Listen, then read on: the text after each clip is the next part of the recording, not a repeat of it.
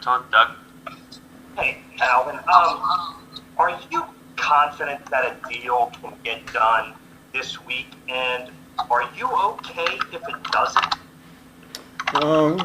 Today was a good day. We focused on Tampa. We installed, the first part of the game plan. Just kind of getting them kinks and flows out, some of those little kinks out. It feels good to be out there with the team. And we're focusing. Day off tomorrow, and we'll be back Wednesday. Next question from Amos Morale. Yeah, with the way training camp was, the shortening and all of that, do you feel like you got some good work in? Oh yeah, I felt good about camp. I think this was one of our more competitive camps. Looks good. We got a lot of talent. I think it was just overall, like I said, I think it was one of our better camps, and I think we're ready for week 1. Next question from Mike Triplett.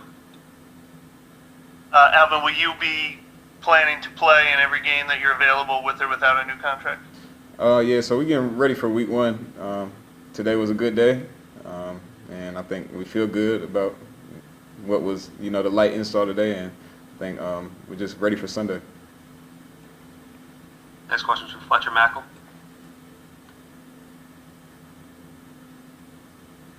I'm good. I think I know potentially where we're going. Thank you. Okay, next question from Nick Underhill. How's your back? Is everything good there? Is that anything to worry about, or is that? Nah, it was just something light. I kind of dealt with it a little bit last camp too. Just a little flare up, little SI joint flare up. So it was just something needed some rest and a little injection, but nothing serious. Next question is from John DeShazer. Alan, when you said it was a competitive camp, a lot of times people will equate competitiveness with contact and tackling, that kind of stuff. Obviously not a lot of that. So what makes you say it was an extremely competitive camp? I think it was competitive when I say that. Within position groups, there was a lot of talent we had in. Even the controlled situations we had, it was competitive, even though, like you said, it's not really full contact, tackling, cutting, periods, but there's still ways to get competition out of those periods, and those periods that we did have, some of them situations that we put together were some of the most competitive I've seen since I've been here. Next question from Amy Just. Yeah, Alvin, on Sunday there won't be any fans in the Superdome. How y'all practice with the quote-unquote crowd noise? What's that going to be like for you, just walking into that stadium and having it be really different compared to years past? It's definitely different, but at the end of the day, when we get in there, we got a job to do. So kind of that's how I approached the practice the other day when we walked in the dome. You're thinking about it like, man, no fans, and then when you get in there and you break that huddle, it's time to lock in. So it is what it is. But I will say the crowd noise that the league approved ain't nothing compared to what the dome sound like. So I feel like they kind of played us on that. Next question from Mike Triplett.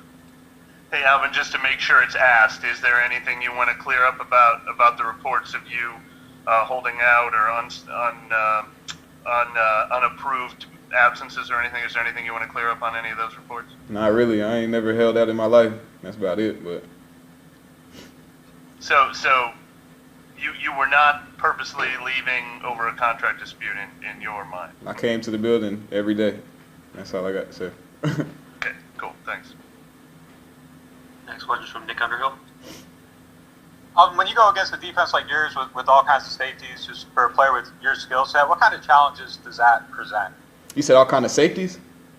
Yeah, you guys got a bunch of safeties. Just you going against the safeties you guys have on the Saints, like what do they do and what challenges do they present? So these guys are smart. Like I think the smartest group that I've been around overall defense, but like you said, in our secondary, this all together, they're a very smart group. So they play well off each other. So there's times where it might be just a cover 2 look, and Malcolm's down in the box like playing around, and I'm like, what is he doing right there? So he's throwing off my keys, and I'm just trying to figure it out, put the pieces together. But it was good going against that all camp, because I always say this: there's no harder looks than what our defense gives us. So when it comes Sunday, it's like it's vanilla.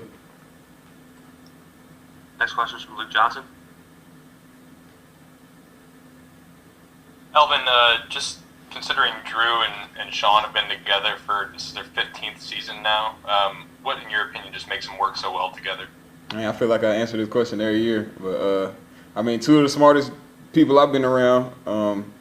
They're always thinking 10 steps ahead. So that's why I'm always trying to be in Sean's head, trying to be in Drew's head, just so I could be a couple steps, up there with them. Just as far as game planning, what they're thinking, on game day, what they're thinking next, what they think about a certain look. Like, it's just that it never stops with them. They're never content with, all right, we put this in, it looks good, let's move on to the next. It's like, we put it in, it looks good, but what can we do to make it better before we get to the next play or before we get to the next drive or next, series or situation? So they always scheming up something, crafting something. So that's what I think makes them great and, why they've been so successful.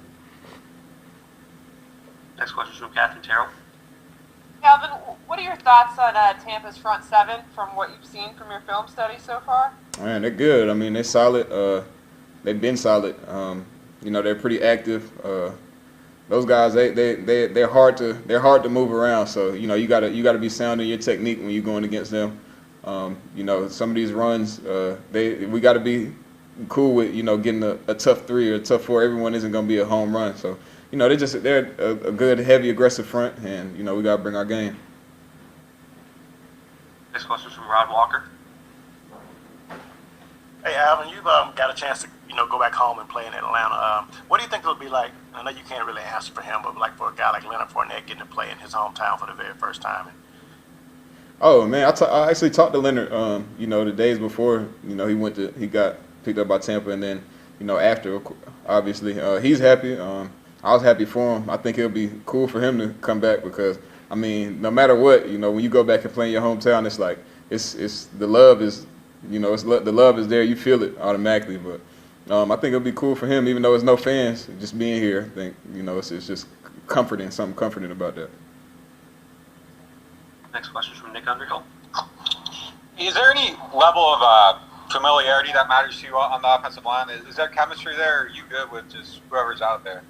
Oh, I think there's definitely chemistry there. I think, like, it's like this every year where, the guys that are in that room, somebody goes down, God forbid, the next guy is readying up. They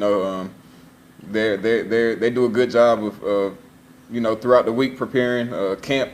I mean, guys were interchanging, Teron might not have been practicing or Ram might not have been practicing, but, everything keeps going smoothly. So I'm not, as far as that O-line, we go as they go, so I'm not worried about them.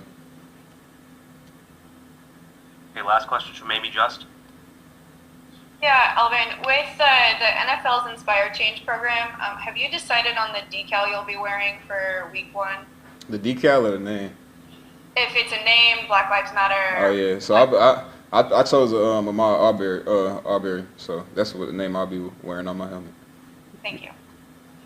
Okay, I think we're all set. Thank you, Alvin. Cool. Appreciate it.